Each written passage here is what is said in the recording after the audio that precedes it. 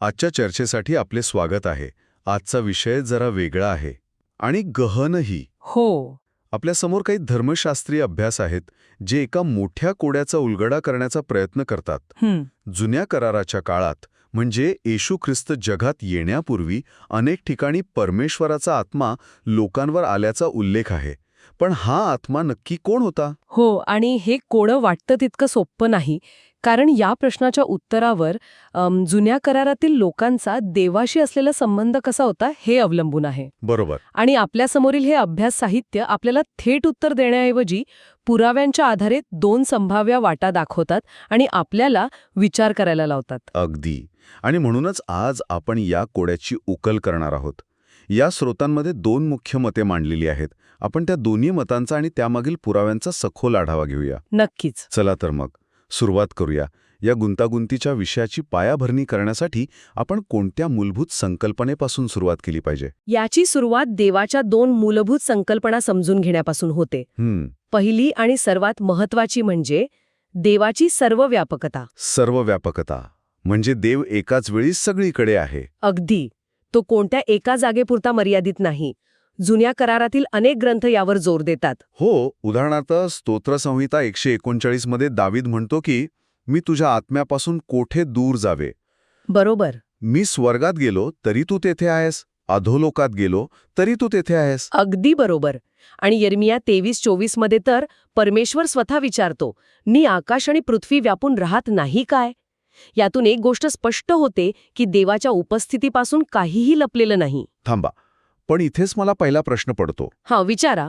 जर देव आधीच सर्वत्र आहे तर मग जुन्या करारात परमेश्वराचा आत्मा त्याच्यावर आला असं विशेषत्वाने म्हणण्याची गरज का भासली? अच्छा. म्हणजे तो आत्मा आधी तिथे नव्हता का?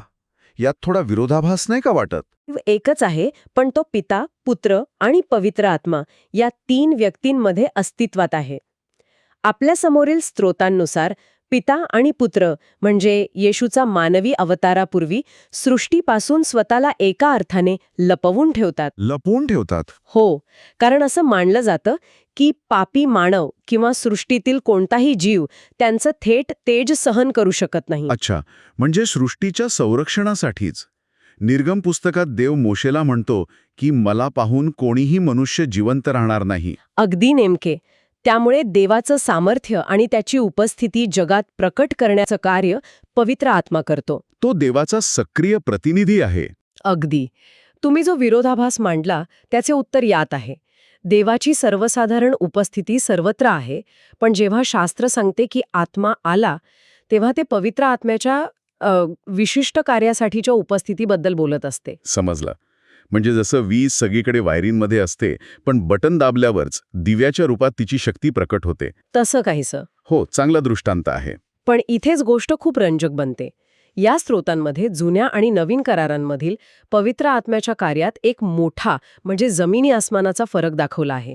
तो नेमका काय आहे? हो, आणि हाच या संपूर्ण चर्चेचा केंद्रबिंदू आहे.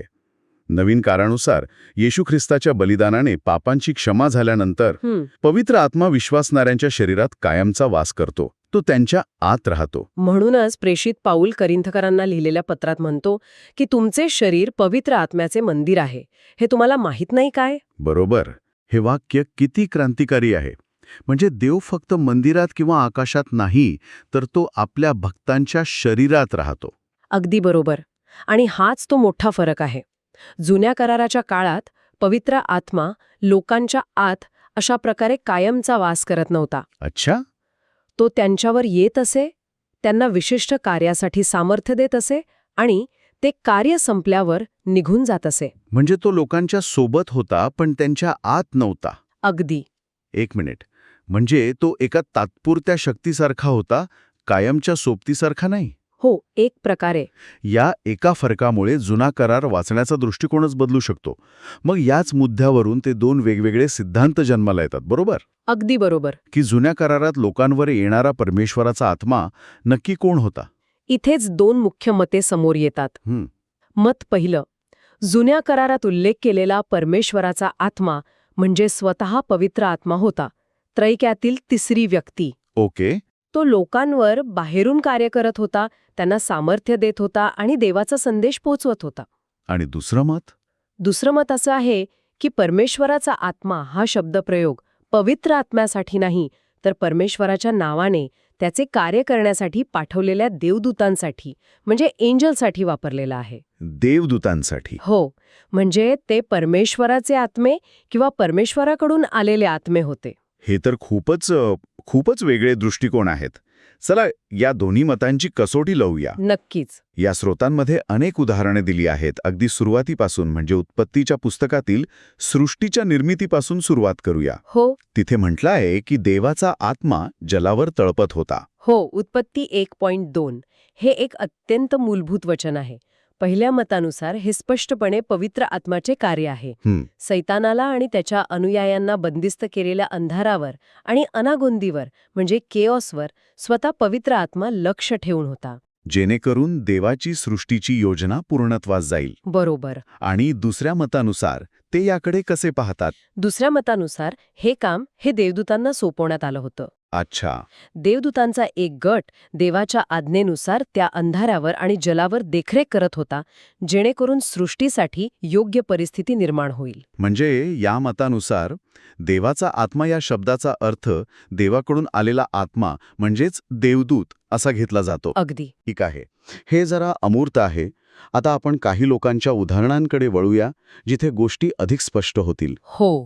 गिदोन आणि शिमशोन यांसारख्या न्यायाधीशांबद्दल काय? त्यांच्यावर परमेश्वराचा आत्मा मोठ्या सामर्थ्याने उतरला होता आणि त्यांनी अचाट पराक्रम केले. हो, आणि इथे दोन्ही मते अधिक स्पष्ट होतात. उदाहरणार्थ शास्त्रे 6:34 मध्ये म्हटले आहे की परमेश्वराच्या आत्म्याने गिदोनाला वेढले. पहिल्या मतानुसार हे पवित्र आत्म्याचे थेट कार्य होते. पवित्र आत्म्याने गिदोन या सामान्य भित्र्या शेतकऱ्याला एका महान योद्ध्यात रूपांतरित केले. ते सामर्थ्य थेट देवाकडून आले होते. हो. आणि शिमशोनच्या बाबतीत तर हे अधिकच नाट्यमय आहे. जेव्हा त्याने गाढवाच्या जबड्याच्या हाडाने हजारो बलिष्ठांना मारले तेव्हाही म्हटलं आहे की परमेश्वराच्या आत्म्याचा आवेश त्याच्यावर आला. हे अमानवी सामर्थ्य आहे. बरोबर. पहिल्या मतानुसार ते अमानवी सामर्थ्य थेट पवित्र आत्म्याकडून आलं होतं. पण दुसऱ्या मताचे समर्थक म्हणतात की देवाच्या आज्ञेनुसार एका शक्तिशाली देवदूताने गिदोन आणि शिमशोन यांना तात्पुरते प्रेरित केलं किंवा त्यांच्या शरीरात कार्य केलं. म्हणजे ते सामर्थ्य देवदूतांच्या मध्यस्थीने आलं होतं. हो, जरी त्याचा अंतिम उगम देवच होता. आतापर्यंत तरी दोन्ही मते शक्य वाटत आहेत. पण या स्रोतांमध्ये बलामच्या उदाहरणाला एक महत्वाचे वळण मानलेले दिसते. हो. असं वाटते की या उदाहरणामुळेच दुसऱ्या मताला खरं बळ मिळालं. या युक्तिवादात बलाम इतका महत्वाचा का आहे? कारण बलामचं उदाहरण पहिल्या मतासमोर एक मोठा नैतिक आणि धर्मशास्त्रीय प्रश्न उभा करतो. कसा? गणना 24.2 मध्ये आपण वाचतो की देवाचा आत्मा त्याच्यावर आला आणि त्याने इस्रायलला आशीर्वाद दिला. पण आपल्याला कथेचा पार्श्वभूमीतून हेही माहीत आहे की बलाम हा लोभी, कपटी आणि पापी प्रवृत्तीचा माणूस होता. बरोबर. तो पैसासाठी इस्रायलला शाप द्यायला निघाला होता. अगदी. म्हणजे प्रश्न असा आहे की पवित्र आत्मा, जो सत्याचा आत्मा आहे, जो पूर्णपणे पवित्र आहे, तो बलामसारख्या अपवित्र आणि लोभी व्यक्तीवर कसा येऊ शकतो? त्याच्या माध्यमातून कसं कार्य करू शकतो? हे तर त्याच्या स्वभावाच्या विरुद्ध आहे. अगदी. नेमका हाच मुद्दा आहे आणि हा दुसऱ्या मताच्या समर्थकांचा सर्वात मोठा पुरावा आहे. अच्छा. ते असा युक्तिवाद करतात की पवित्र आत्मा पापाचा द्वेष करतो, तो बलामसारख्या अपवित्र पात्राचा वापर करणार नाही, हे शक्य नाही. म्हणून त्यांचं म्हणणं आहे की देवाने आपली इस्रायलला आशीर्वाद देण्याची इच्छा पूर्ण करण्यासाठी एका देवदूताला बलामावर तात्पुरते नियंत्रण मिळवण्यासाठी पाठवले. काय? हो. त्या देवदूताने बलामाचे तोंड वापरून देवाचे शब्द वदवून घेतले.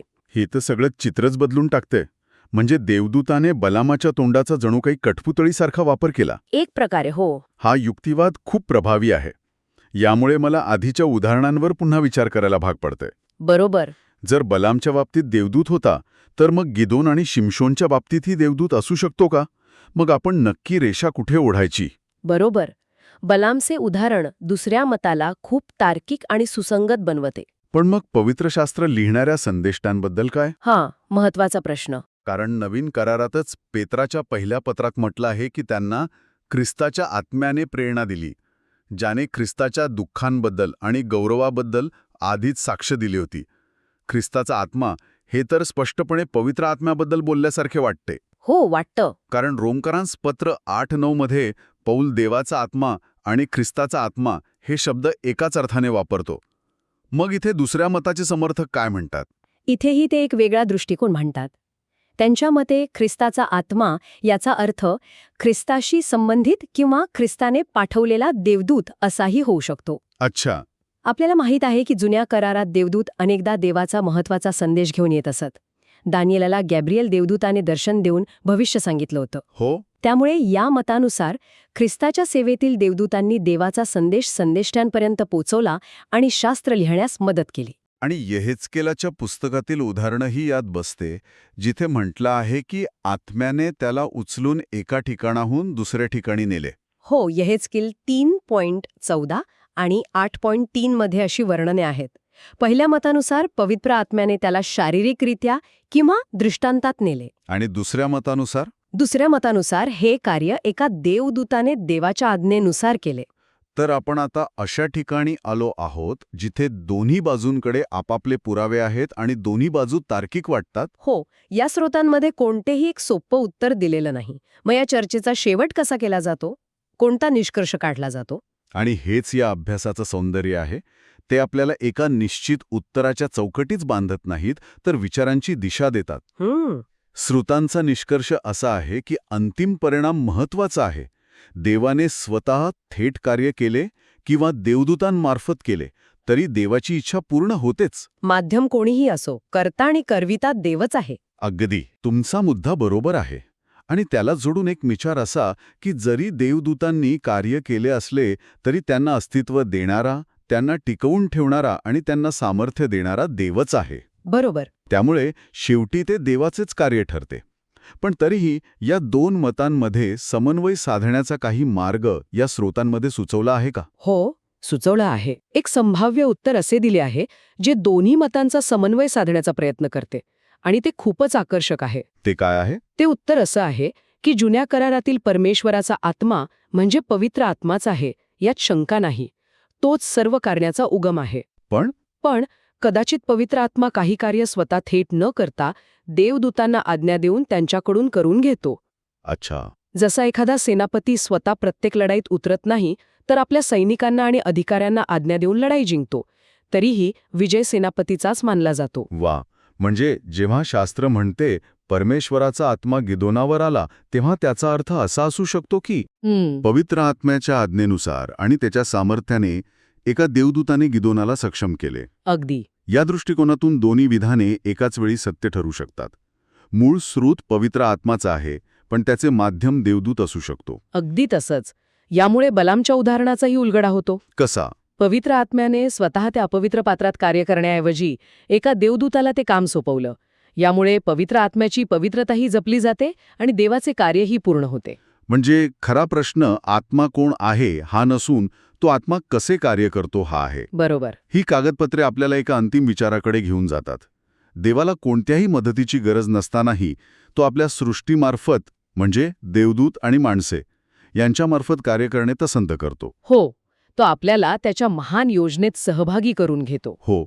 आणि इथेच एक विचार करायला लावणारा प्रश्न उरतो, जो या स्रोतांच्या अभ्यासातून पुढे येतो. देव कोणती कामे सभा करतो आणि कोणती कामे मध्यस्थांवर सोपवतो यावर वेगवेगळी मते असू शकतात. हे ऐकणाऱ्याला देवाच्या कार्याचे स्वरूप आणि मध्यस्थी यावर विचार करण्यास प्रवृत्त करते. म्हणजे नेमका कोणता प्रश्न? प्रश्न असा आहे की प्रत्यक्ष आणि अप्रत्यक्ष दैवी हस्तक्षेप यांच्यात नेमकी रेषा कुठे आहे? जर एखाद्या देवदूताने देवाच्या परिपूर्ण आज्ञेनुसार आणि त्याच्याच सामर्थ्याने शिमशोनला सिंहाला फाडण्यास मदत केली, तर ते कार्य दैवी नाही का? खरंय. ते देवाचेच कार्य नाही का? अंतिम सत्यात शिमशोनला सामर्थ्य देणारा देवदूत होता की पवित्र आत्मा याने खरंच फरक पडतो का? की दोन्ही देवाच्या अद्भुत कार्याची वेगवेगळी रूपे आहेत? हा एक असा प्रश्न आहे ज्यावर आपण नक्कीच विचार करू शकतो.